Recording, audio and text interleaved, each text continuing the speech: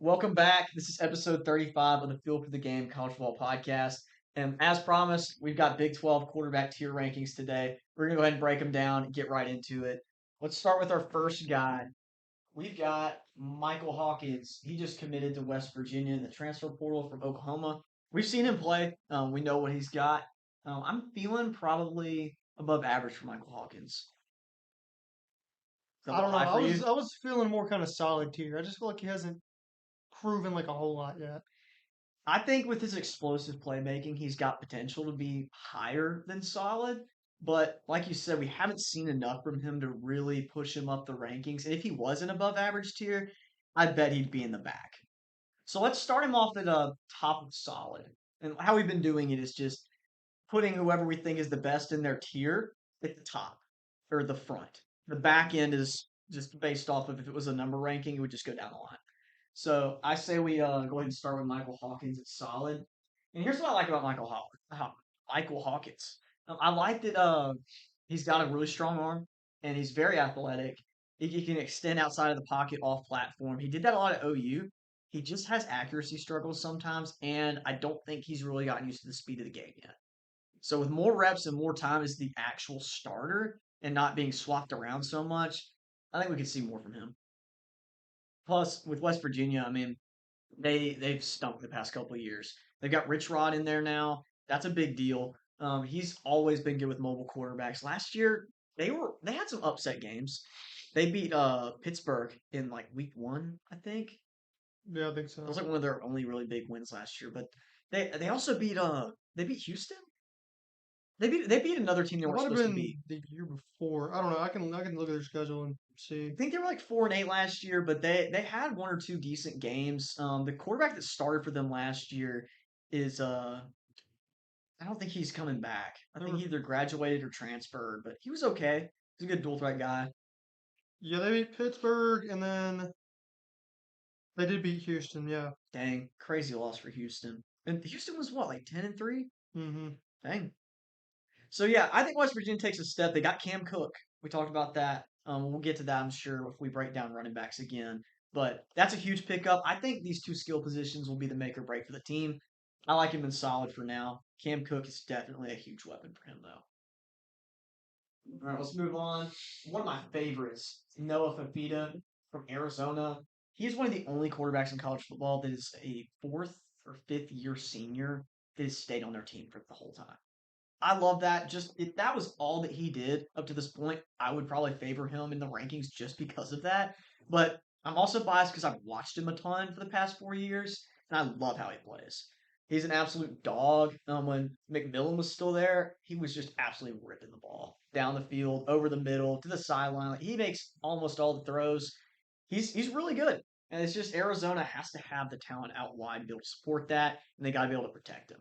They were good last year. They improved pretty much um, almost all the way across the board because their defense was so bad the year before last. I think the only position group they weren't better at was wide receiver last year. So they went what, like 9-4. I think they I were think they nine and lost in the four. bowl game to SMU. It's a tough game. Tried to mount a comeback, didn't make it. I think I bet a little bit of money on Arizona in the second half to come back, and they did not. But it was close. So I like Noah Fafita. I'd say he's probably middle of elite for me, maybe back end. I'd agree. And So I've actually seen him play in person once when we played Arizona in 2023. Jaden Delora was the starter. oh my gosh, you He went to that threw game. like four first half interceptions, and we were beaten by like 17. But They, he they had some put in crazy plays. he You remember did, that? or no, maybe Fafita didn't play in that game. I feel like Delora got benched though. I think he did. Because he did throw 4 picks. Surely, Watch this game because it was a late night game. And Delora was like playing like Johnny Manziel with his head cut off in the backfield yeah. and made some horrible throws, but he made some insane plays too. I'm pretty sure he got benched. I think he did because they came back eventually and like stopped turning the ball over every single possession. Because Fafita came in at the end of the season, I think, that year and started. No, they had Delora the whole game. I don't know why I thought Fafita came in, but never Did he mind. come Never over mind from that. did Then he come from Tennessee? Delora? I don't know. He was. I think it was in Washington State. Oh, okay. Maybe he came from Tennessee Yeah. to Washington State. I feel like he played at Tennessee at some point. Maybe I'm wrong. L-ball knowledge from me. But yeah. Anyway, Noah Fafita's been around for a while. He's been with Arizona the whole time in his career in college. I like him a lot. I think he's got potential. I'm not going to say Heisman because I don't think Arizona's going to be that good. And as a player, I just don't think he's that explosive. But you never know. He's shown flashes to be one of the best quarterbacks in this conference. I like him a lot. Next, we got Will Hammond, and obviously, for those of you who somehow don't know by now, Brennan Sorsby is out at Texas Tech. He will not be returning, from what it looks like, for gambling issues related with betting on his own team and himself when he was at Indiana. So he will not be playing as the starter for Texas Tech next year with the $5 million contract he signed. Did you hear about some of the other stuff he was betting on? Mm-mm. He was betting on individual balls and strikes in Cincinnati Reds games. That is so stupid. That's literally just betting on a coin flip. Yeah. It's like three sides. How are you betting if it's going to be a ball or a strike? Like, You're betting on a foul, unless he like strike, or a ball. unless he knew the pitcher and was like telling him like, "You're gonna throw a strike right here and win me money." Like, That's just so stupid. oh, Like, look, I get it. If you're a guy who has millions of dollars, you're like, I'll bet $100 on a strike. Sure, this you was when can he was do at that. like Indiana though, and he was The nowhere guy was yet. probably not making that much money in Indiana, No, so I don't understand that at all. It's so degenerate. And honestly, if you get caught doing that, you probably deserve to get banned from the NCAA. But guy's not getting another chance. He's probably getting drafted in the supplemental draft. I don't really know how that works. We never really have to deal with that. So maybe we'll talk about that in one of the next pods. Will Hammond is his replacement. He played last year when Baron Morton went down with an injury, and he was solid. He actually clutched up for them against Utah in the season opener, and they won that game. So he could be really good. I'm not going to throw him under the bus. I'd say above average. I Probably like back that. end of above average. He's got a great supporting cast, and Texas Tech has built a huge roster. That $5 million gap, though, is going to suck for them. Not being able to spend that on skill players or a quarterback, I hate that for them. So it's really not their fault. It's a shame that Cincinnati was able to cover that up for as long as they did. So I'm sure they knew about it. All right, next we've got Drew Mestamaker. This is straight to Heisman tier. one of my favorite guys in the entire NCAA right now. If Oklahoma State had significant talent, I would say easy Heisman tier. I'll put him in Heisman tier because I think he's that good of a player, but Oklahoma State's gonna have to make a insane jump to be able to support that. I did make a video on our TikTok the other day talking about how they could be underrated and probably be a spoiler in the Big 12. But with Brendan Sorsby out, I think the conference is kind of up for the taking. Yeah, all it takes is one QB running back duo or QB wide receiver duo to step up and go crazy, and you just win a bunch of shootouts, and you're one of the best teams in the Big 12. So we could see a Baker Mayfield and a D.D. Westbrook kind of thing. We could see a Kyler Murray, C.D. Lamb kind of thing somewhere over there. And they've got Wyatt Young and Caleb Hawkins and every single other North Texas player that contributed at all. They could be really good. I'll put him in Heisman, but I don't expect to see him in New York. So Heisman's kind of like our S tier. This is not saying they will make it to New York. It's just saying he has potential. So we'll put him there. The only thing that worries me about him is like sometimes he's turnover prone, and when he is, it kind of like snowballs. Like if he's gonna throw a pick in a game, it's gonna be like two or maybe three. So that's 100%. sketchy, but if he can clean that up, and I like him there for sure. I'll guarantee that we see at least one or two games like that this year because Oklahoma State will not have the depth on defense to be able to win them games. He's going to have to go do it, but he'll have a better offensive roster around him to support the style of aggressive play he needs to win those games. In North Texas, the games where they played teams that were their skill level or higher, that's when he had to play like that. When he played against Tulane, it just wasn't good. Like he just didn't have time, and Tulane was all over him. They were just a better team, and they made his life tough back there. Caleb Hawkins ended up getting hurt, even though he went stupid early in that game. It was a shame, and they probably could have won that game if they had him the whole time. So I think that Drew Mestamaker is probably the best quarterback in this conference, but we'll continue that debate as we get through this list. Next, we got Bear Bachmeyer. This is a guy we had really underrated last year. I mean, I guess to How are our we credit, supposed to know? how are we supposed to know True what he was going freshman, to like, do when he looks like a long snapper playing and quarterback? he's number 47. Yeah, and obviously numbers don't mean jack crap, but I mean, he really That does was look just like to a show long like snapper. how like unknown he was though. Oh yeah, absolutely. I love the underdog story with him, and I put major respect on his name after last year, doubting them for like first 6 games of the season. I don't think I picked against them until like week 8. Or sorry, I don't think I picked them until week 8. I picked against them almost every week. Heck, you picked them against ECU, and I mean, I kind of thought that was a losable game for them too. Ended up being one of the best teams in the entire Big 12 last year.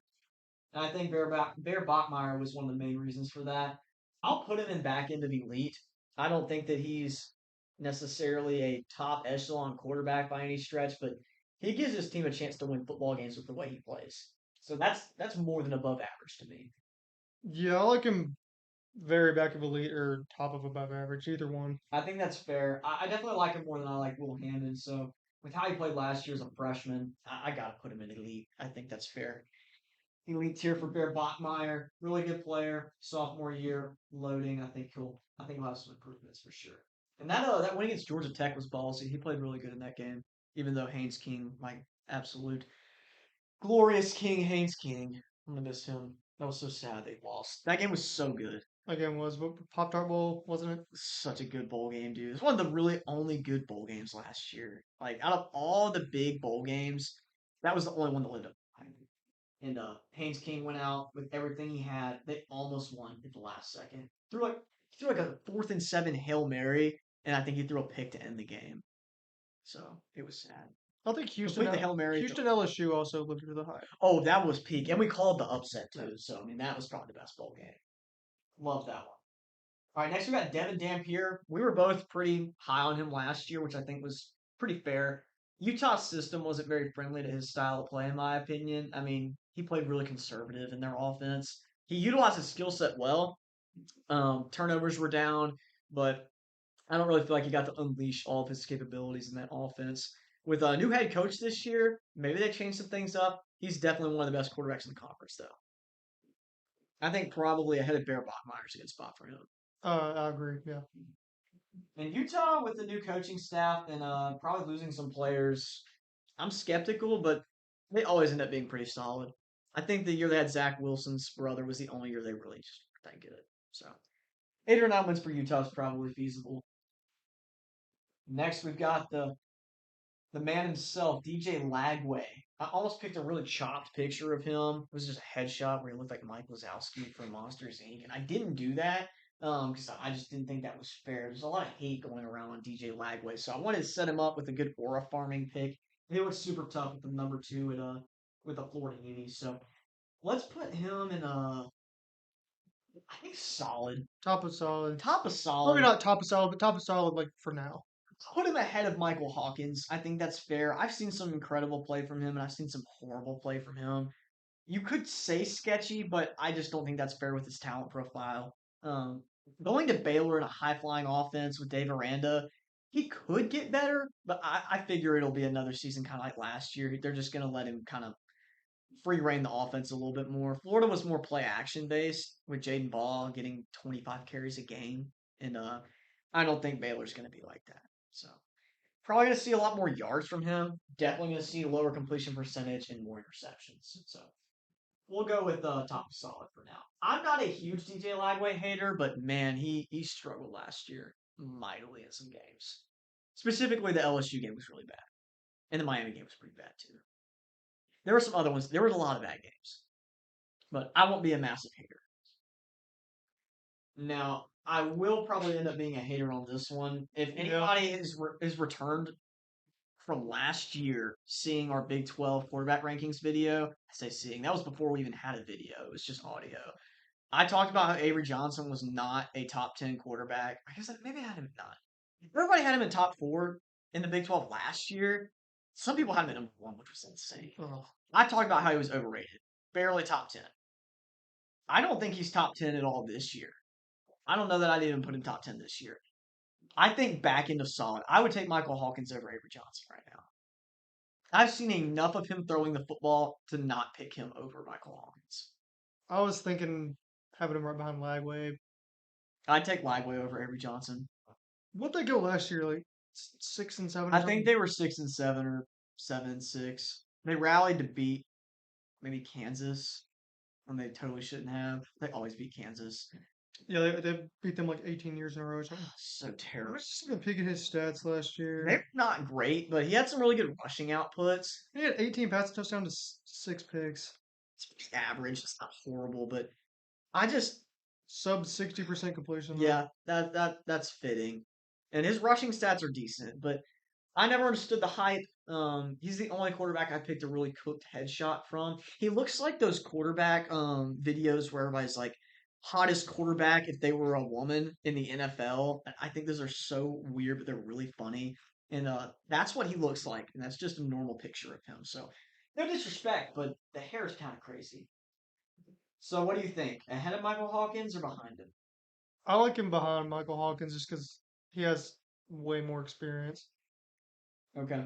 We'll go. You say ahead I or said behind? ahead, yeah. Ahead. All right, we'll go ahead. I think you're probably I mean, he's reasonable for led that. some winning teams, so like you gotta respect a little bit. Michael Hawkins hasn't played near as much as he has, so if he's still the starter there after 3 years, I think he's just got the leg up on experience. But I just don't think there's enough upside there as a passer for him to go really that high. No, there's not.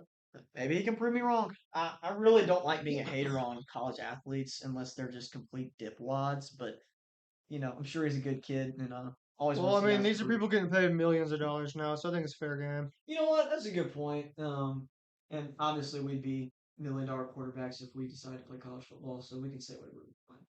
All right, we'll move on to Julian Lewis. I saw a list that had him at the bottom. I don't know that I would put him in sketchy, but there's really not that many guys. There's gonna be one or two guys on this list that I would put in sketchy. It'd probably be either him or Cole Ballard. I'd say back end of solid. He's Yeah, he's he's got some talent, and he just needs some time. I really feel like he could use some time. And Michael Hawkins, so far to me, has proved to be a better player with what I've seen in limited sample size. Um, I don't like sketchy for him. You like back into solid? yeah. We'll go with that. Colorado's probably not going to be good this year. They lose Marion Miller. That's a tough loss. But Danny Scudero comes in. It's a pretty good pickup in my opinion. I think he's very underrated. I think they had another guy come in at wide receiver also possibly. He's definitely gonna need help. Offensive line losing Jordan Seaton's tough. Um, not a great situation, but hopefully Colorado will give him some protection and he can progress. Next we got Connor Wakeman. After last year, I think he could definitely improve on that. I like him more than Will Hammond. I don't think I should put him over Bear Bachmeyer though. What do you Yeah, think? top of above average. I think that's perfect. He played some really good football last year. I didn't see a lot of games from him that I didn't like. Um, I was kind of lower on him last year, just given the transfer situation. We didn't know what we were going to get, but he looked good. They beat LSU in the bowl game, and he played lights out. I think he could improve. Might end up in elite tier by the end of the season. Houston's a team to watch for sure. The Big 12. Yeah, I mean, he just played exactly what they wanted in the system they're running. He ran the ball really well, which I did not see coming. So I was very impressed. Great player. Definitely a little underrated this year. Next, we got Cutter Boley coming over from Kentucky. Now he's a wild card.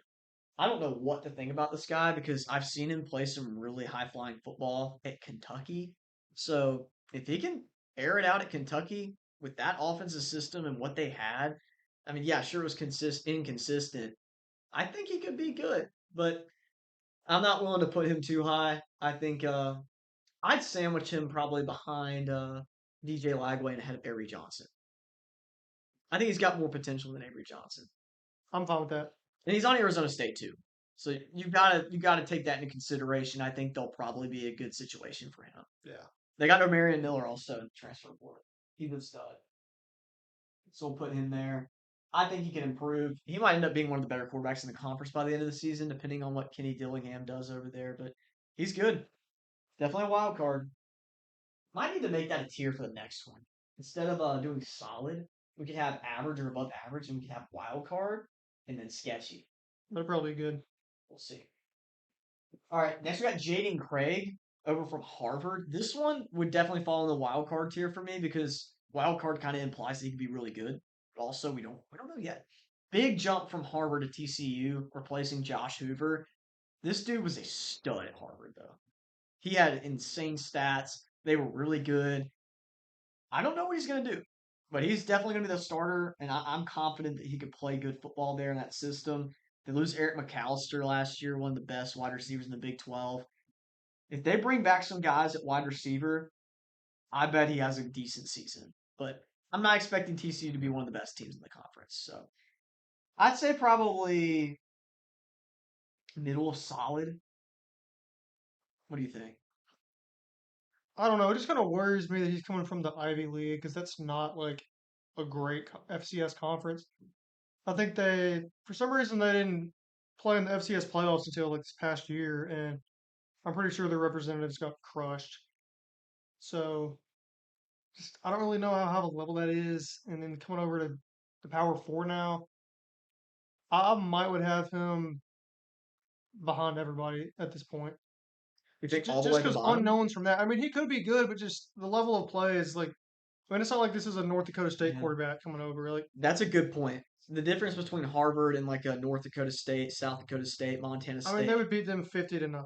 Yeah, that's a great point. I agree with that because I like his potential, but if we had this as wild card tier, he would be probably back end. That makes the most sense because he's probably got the lowest floor out of the wild card guys, but he could be better than Avery Johnson and Cutter Boley and Mike Hawkins and Julian Lewis and DJ Lagway. Who knows? I mean, we But did see Trinidad come from D2 and did what he did last year, but exactly. I'm sure you there's a lot can't of people predict that saying though, that. because that is like such the rare scenario. Yeah, I mean, I as an Ole Miss fan, I have every reason to hype up guys like that. And I thought Austin Simmons was going to be our starter last year. So you never really know until things start to materialize in the first couple of weeks right before the season. So we'll put him back in the solid. Nobody in sketchy yet. This is a really intriguing one. We've talked about this guy a lot. This Jalen Raynor at Iowa State. Now, depending on what this team looks like next year, he could be either just another Big 12 quarterback that has an average season and just fades off into the distance, or he could be one of the best quarterbacks in the conference. With what he did at Arkansas State, I think he's their all-time career leader in all-purpose yards, running and passing. He's a really explosive athlete. I look at him kind of how I looked at Devin Dampier coming over from New Mexico to Utah last year. He tore it up at Arkansas State with a bad football team, carried that team, and now he's on a team that is a step up, but offensively is archaic. Matt Campbell's gone. They have a chance to revitalize things, kind of like Kentucky too. Like Kentucky, they got their new quarterback with Kenny Minchie. They get whoever the Ohio State OC is. I forget the name. Doesn't matter. They have a chance to change the culture over there offensively. They've been archaic. They've been ground and pound, power, ISO, duo, play action forever. So is Iowa State. Three tight ends, two tight ends, 12-man personnel, running duo up your throat the whole game. Rocco Becht, freaking go all the way back to Brock Purdy. He was probably the last time they really had a decent offense. So I think that there's potential for him to change the offensive system there the way that the coach wants to. If they take it there, maybe not. I'd say probably above Will Hammond and above average. You looking that high? Absolutely. He just had turnover issues there, I mean, and you gotta that kind of imagine, concerns me. And I mean, that's in the Sun Belt, so that just kind of worries me somewhat. like he's on Arkansas State. Butch Jones is his head coach. They have a horrible defense. He's just playing backyard ball at that point. If you watch any Arkansas State film from last year, they had to score on every drive to stay in games. And if they didn't, he's probably throwing two picks in 300 yards. Every time I looked at a box score, even if they played good teams, he was inconsistent, but every now and then they would have like a three-play scoring drive just because the dude's going nuts. Yeah. So I think he's got super high potential. I like him over DJ Lagway. And I think he's a way more explosive player than Will Hammond. Not as proven as Connor Wegman, though. We can put him there. You feel good about that? Yeah, yeah. Okay. We'll put him there. This Plus, is our this is Iowa our State, this is too. our sleeper this year. Oh, you like him Absolutely. above him? I think he's got to be above Hammond. I'm not saying that Iowa State's going to be better than Texas Tech because it's not a team ranking, but if you switch those jerseys, I might have him even higher just because of his potential as where he's at. I think Iowa State's got to make a big jump for his potential to rise. So, really kind of depends on his situation over there. All right, down to our last couple guys. We got J.C. French over at Cincinnati replacing Brendan Sorsby. We talked to about this guy a little bit in our transfer portal rankings. He was buried. Nobody's talking about him. Coming over from Georgia Southern, excuse me. Georgia Southern was not great when he was there, but he had some really good seasons. I remember when Ole Miss played them when we had our good defense that year. We sold our playoff chances. I think we cooked them, but coming into that game, he was averaging like absolutely insane amount of total yards per game, and then we shut him down. And he had a couple good throws, but our defense was just tearing up their offensive line in that game. It was a night game at home. I thought he played well for what he could do. From that in-person experience watching him, I think he's got potential. Cincinnati's been better the past 2 years, but they lose a couple key playmakers, change up at quarterback. Who knows? I say probably somewhere in that solid tier. Depends on if you like him, probably above middle of the pack or not. Yeah, I mean, I'd have him somewhere around Avery Johnson. I think that's fair. As a passer, he's way better than Avery Johnson. Way better passer, and he can run.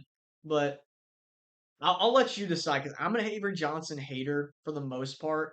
I don't like using the word hater, but I've been down on him, so I'd be a little biased there because I'm sticking to my guns on that. Well, I mean, being a quarterback is about throwing first. So let's put French above Avery Johnson. And I like his situation better too. If I'm being completely honest, I think it's way better at Cincinnati than at Kansas State for Avery Johnson. He hasn't been able to do it in the past couple of seasons there, so I don't believe that year four makes a huge difference for him, or year three, wherever he's at. Now, this is a really intriguing one. There's Alonzo Barnett coming over from James Madison to UCF. If UCF ends up having any sort of momentum this year, I think he could be really good. And I think UCF is going to have some momentum. They've recruited a little bit better. Transfer portal class was decent. Had some okay wins last year, but quarterback was a huge problem. Cam Fancher and Taven Jackson just did not get it done. Alonzo Barnett had like 15 rushing touchdowns last year. That's insane. So I definitely think he's got potential. I like him in above average. He did Me take a too. group of five team to the playoffs and put up a ton of points on Oregon and Eugene at night. I think that's impressive. So it just depends on where you want to put it. I like him either behind or in front of Hammond. I like him as a player just as good, if not better, than Jalen Raynor. Who do you like better between the two? I like Barnett better than Rayner, probably. Okay. But you're a little higher on Rayner than me. So, All right. Well, look, I'm pretty high on Alonzo Barnett. I think he could be good, and I just don't know how long UCF's going to stay down. They've been down for too long. Since Plumlee left, and they weren't even really good that year, they've been down. So, yeah, I mean, like, they got money down there. They're going to figure it out at some point. 100%, it's one of the biggest colleges in the nation. It's the biggest college in the nation. They've got money. They're going to make something happen. I don't think we'll have any fake national title allegations coming from over there for a while, but they could be good. I like Alonzo Barnett a lot. And our last guy, I would say last but not least, but he's probably going to get sketchy, is Cole Ballard. I know absolutely nothing about Cole Ballard, if I'm being completely transparent with you guys. Um, Kansas has been very poor as of late. They lose Jalen Daniels after like 6 years of college football. He had a disappointing finish to his career, unfortunately, after how high I was on him. I don't think Kansas is going to be that good this year. I would love to see Kansas be good again. I say good again. I'd love to see Kansas be decent, but I'm not expecting much. So I think he'll be our lone quarterback in the sketchy tier, unless you have something to say. Yeah, he's played in part of the last 3 seasons. He's only thrown 64 passes, 3 touchdowns, 4 picks. Yeah. I mean, this is a dude that's been buried on the depth chart for years and is now getting a chance, but like, there's a reason he was buried on the depth chart. So I don't think there's many reasons to expect a ton from him. Well, maybe he gets the Joe Burrow effect, just out of nowhere. I doubt that, but you love to see guys like that finally get their chance. Hopefully, he ends up doing the best that he can with his opportunity and ends up proving us wrong and being a great quarterback. But we'll have to throw him in sketchy tier for now. And it's going to wrap up our Big 12 quarterback rankings. We'll have ACC quarterback rankings next, and then we'll do group of five quarterbacks. Probably just do a quick best of, and maybe a little extra segment or something to fill in a little bit extra time there. I think we'll throw in CJ Carr into our ACC rankings, which is obvious will be the starter in Notre Dame and Yeah. probably one of the best quarterbacks in the country. So we'll tune back in for that. A little brief overview of what we've done so far with this ranking. Drew Mestamaker, I think, is clear cut. My number one. I'm sure you probably feel the same. Yeah. I like our quarterbacks in the elite tier. All three of those guys are great quarterbacks, staples on their team, and definitely going to be carrying their team to some big wins this year. Our above average tier looks pretty good to me. I think with Brendan Sorsby not coming back, Texas Tech and Will Hammond have some room to improve there. He could end up being really good or proving us right and just being above average. Definitely don't think he's going to be bad. I like our top three guys above average. They could move up to the elite just depending on team performance. Solid ended up being our biggest tier out of all of these. And I think it's the most flexible. Guys can move down to sketchy, guys can move up to elite out of nowhere. Definitely going to have to watch a lot of these guys. There's a lot of potential there. I really would just call that the wild card tier. And then lastly, Cole Ballard and Sketchy. Like we just said, I hope he ends up getting all of the glory and all the fame that Kansas quarterbacks usually get, which is not much, but hope he gets that and more. Love to see him get a chance. That'll wrap it up for us in episode 35. We'll be back next week with episode 36.